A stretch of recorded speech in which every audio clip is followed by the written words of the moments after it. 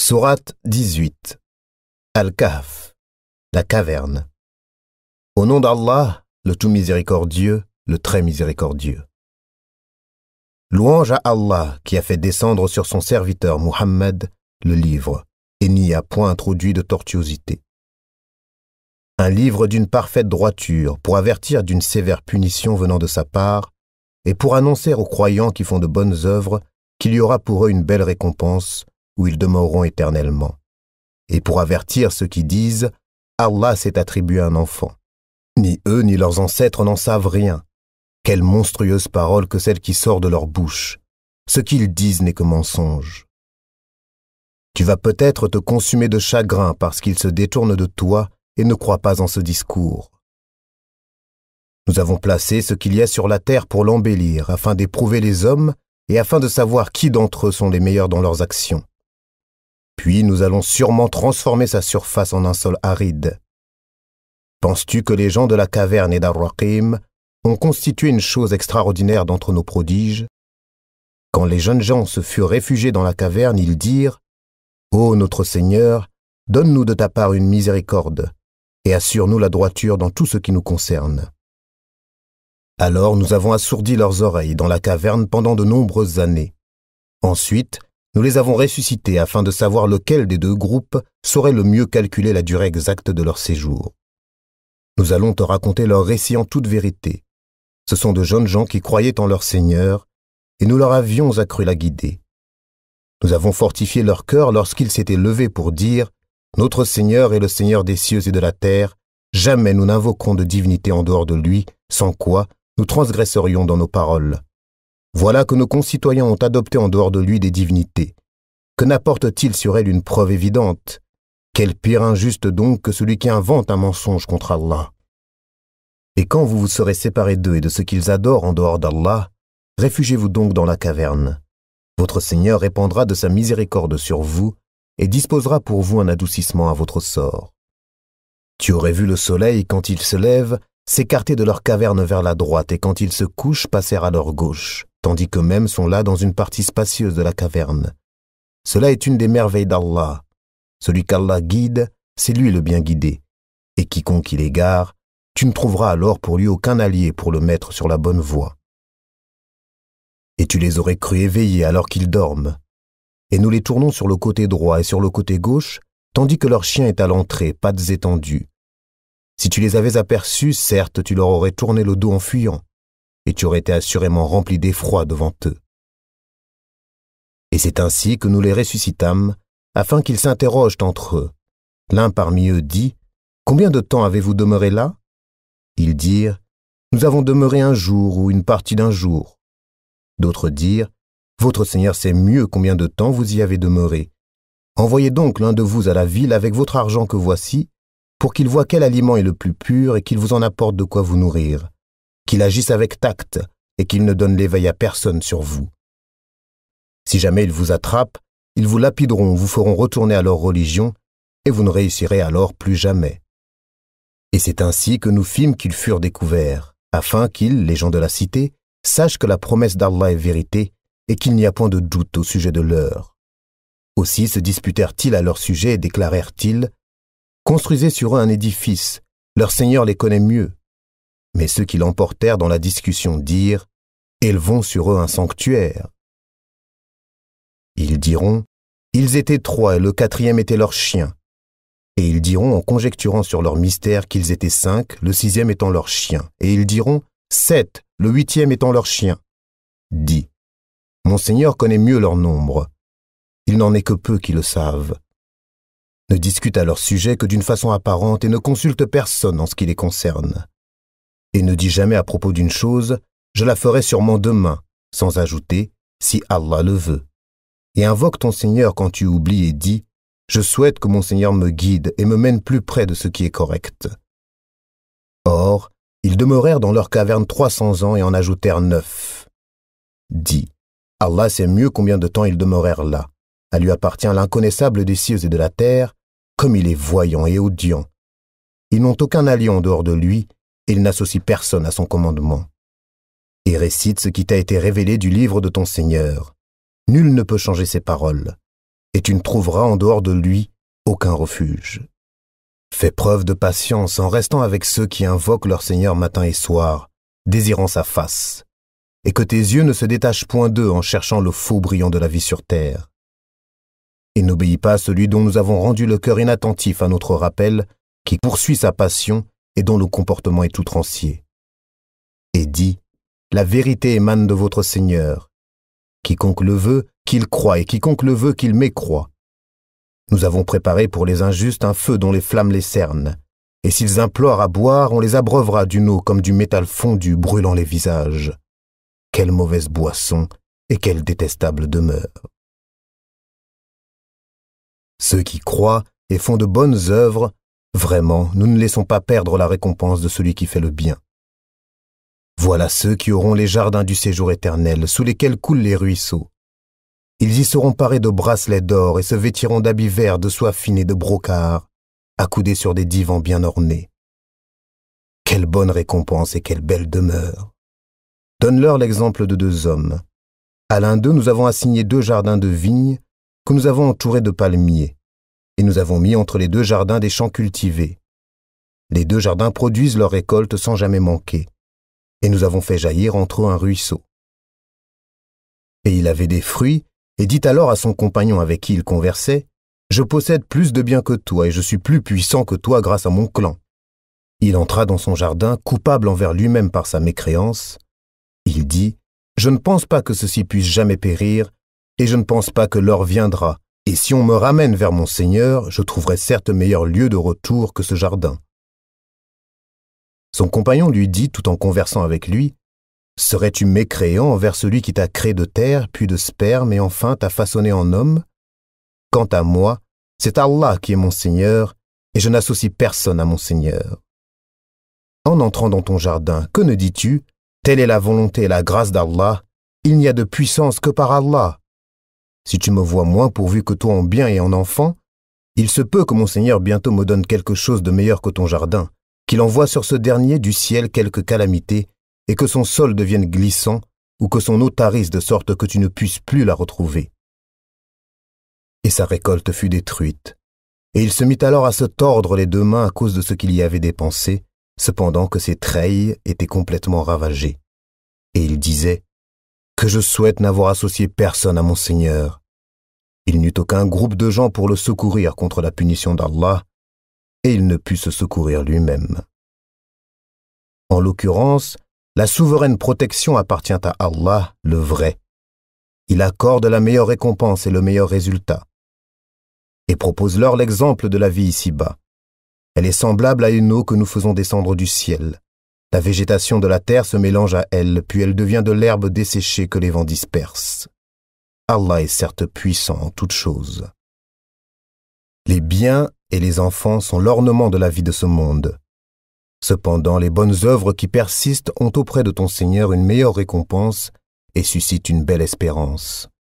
Le jour où nous ferons marcher les montagnes et où tu verras la terre nivelée comme une plaine, et nous les rassemblerons sans en omettre un seul. Et ils seront présentés en rang devant ton Seigneur.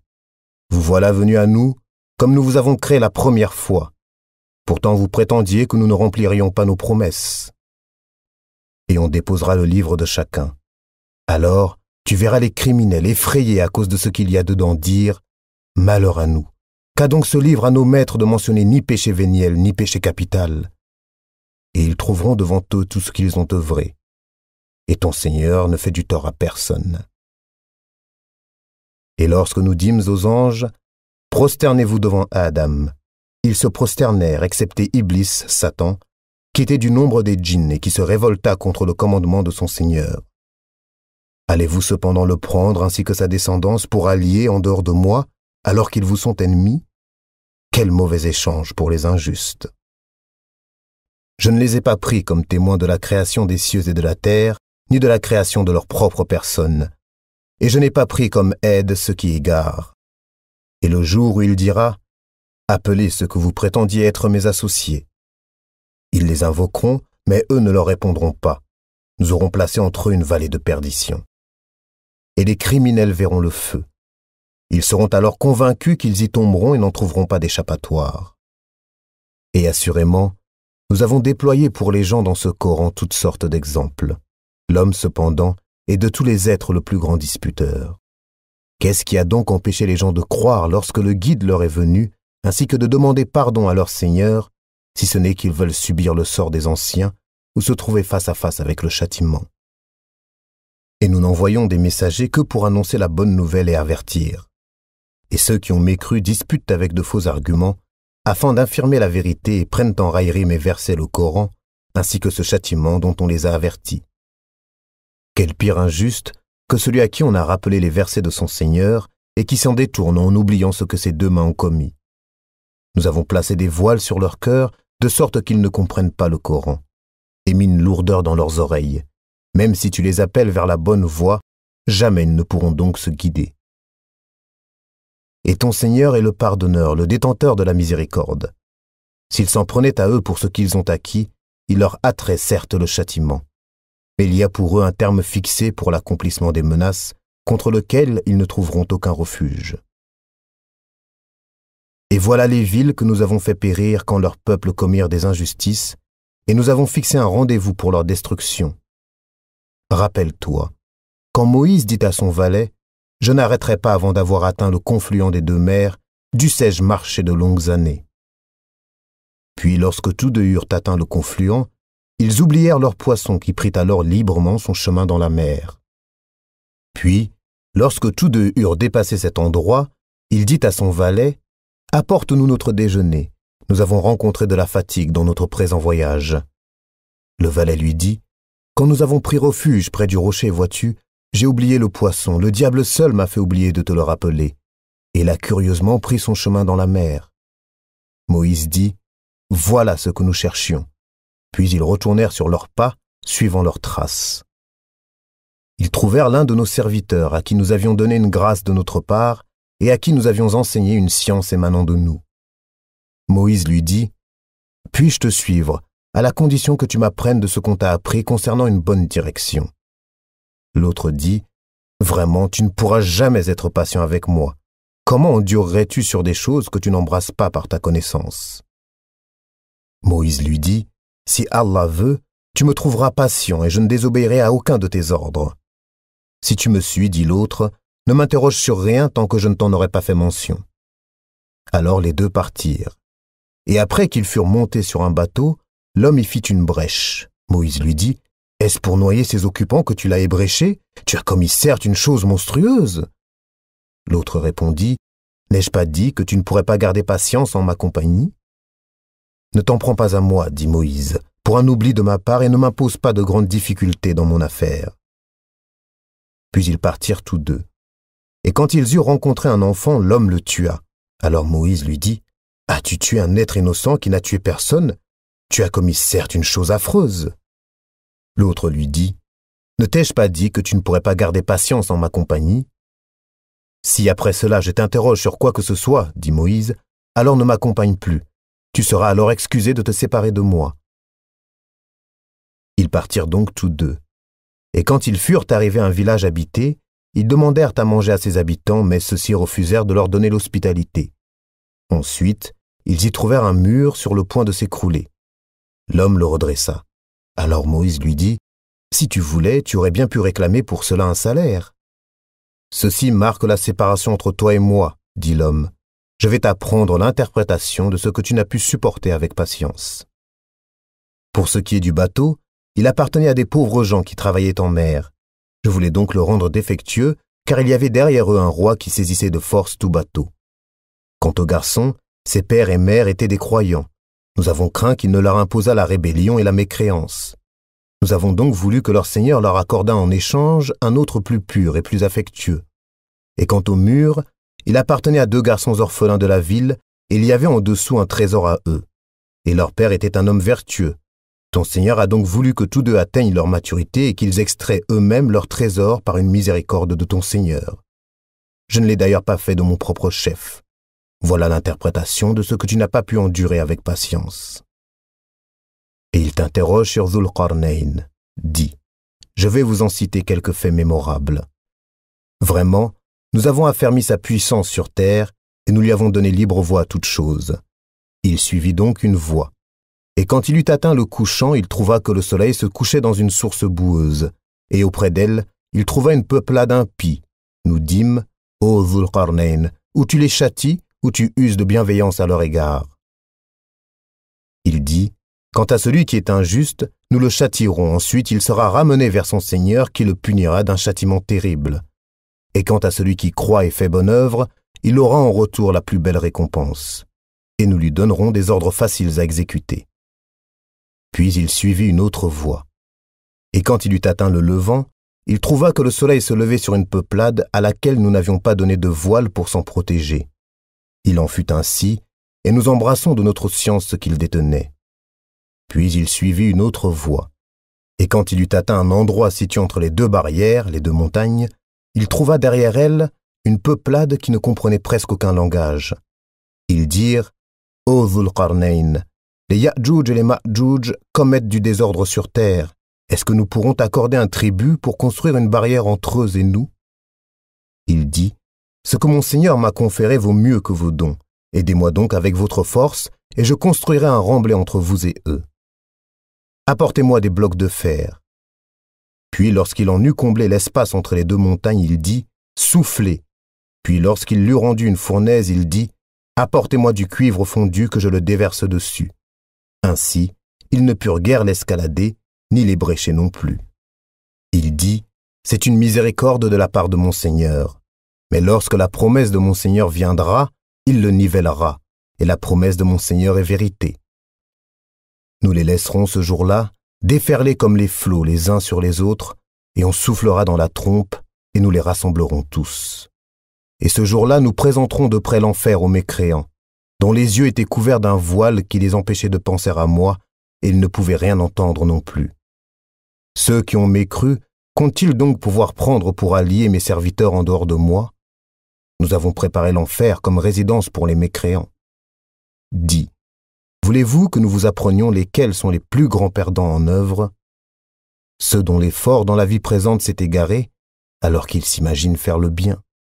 Ceux-là qui ont nié les signes de leur Seigneur, ainsi que sa rencontre.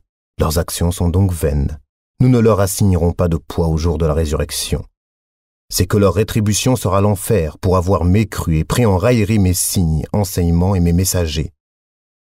Ceux qui croient et font de bonnes œuvres auront pour résidence les jardins du Firdaus, du paradis, où ils demeureront éternellement sans désirer aucun changement.